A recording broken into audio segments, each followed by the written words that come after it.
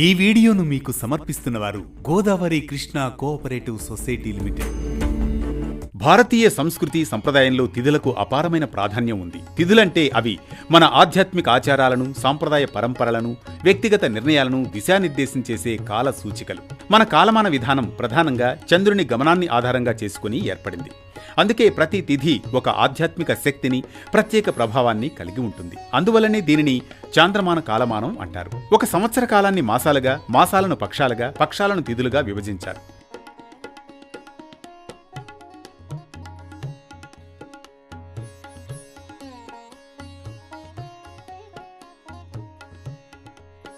మన పండుగలు, వ్రతాలు, శుభకార్యాలన్నీ తిథి ఆధారంగానే నిర్ణయిస్తారు. ప్రతి మాసంలో 15 కృష్ణపక్ష తిథులు, 15 శుక్లపక్ష తిథులు ఉంటాయి. శుక్లపక్షం చివరి తిథి పౌర్ణమి. ఆ రోజున చంద్రుడు పూర్ణ కాంతితో వెలుగుతాడు. కృష్ణపక్షం చివరి తిథి అమావాస్య. ఆ రోజున చంద్రుడు మనకు కనిపించాడు. పంచాంగంలోని 5 అంశాలైన తిథి, వారం, నక్షత్రం, యోగం, కరణం. వీటిలో తిథి ప్రధాన పాత్ర పోషిస్తుంది.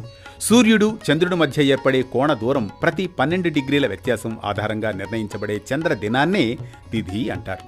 ఇది ఖచ్చితమైన ఖగోళ లెక్కలపై ఆధారపడి ఉంటుంది.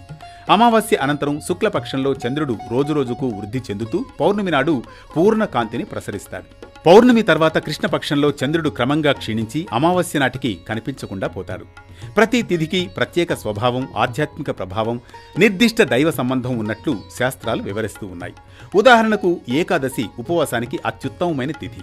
చతుర్థి వినాయకుని పూజకు విశేషం. పౌర్ణమి దానం, ధార్మిక కర్మలకు అనుకూలం. అమావాస్య పితృదేవతలకు, తర్పణాలకు శ్రేష్టం. ఇక వివాహం, గృహప్రవేశం, నామకరణం, వ్యాపార శుభారంభాలకు తిథి పరిశీలన అత్యంత అవసరమని శాస్త్రం చెబుతోంది. ఇలా ఉండగా ప్రతి నెలలో 30 తిథులను 5 వర్గాలుగా విభజించడం జరిగింది. వాటిలో ఒకటి నందతిథి, అంటే ప్రతిపద, షష్ఠి, ఏకాదశి తిథులు నందతిథులుగా పరిగణించబడతాయి. ఈ తిథుల్లో శుభకార్యాలు చేయవచ్చునని పండితులు చెబుతారు. 2 భద్రతిథి, అంటే ద్వితీయ, సప్తమి, ద్వాదశి తిథులు భద్రతిథులు.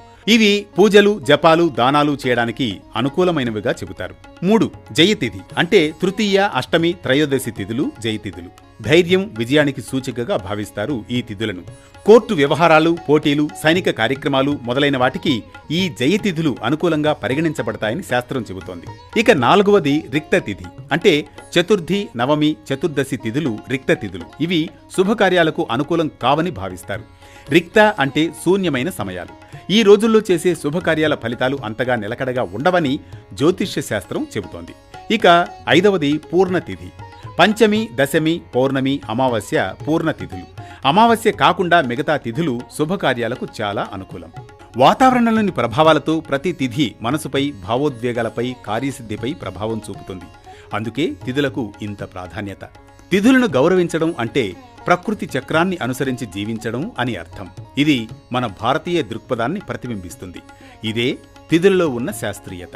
ఇలాంటి మరో భక్తి రాగం, ధర్మ దీపంతో మళ్లీ కలుద్దాం రేపటి పరమార్థంతో.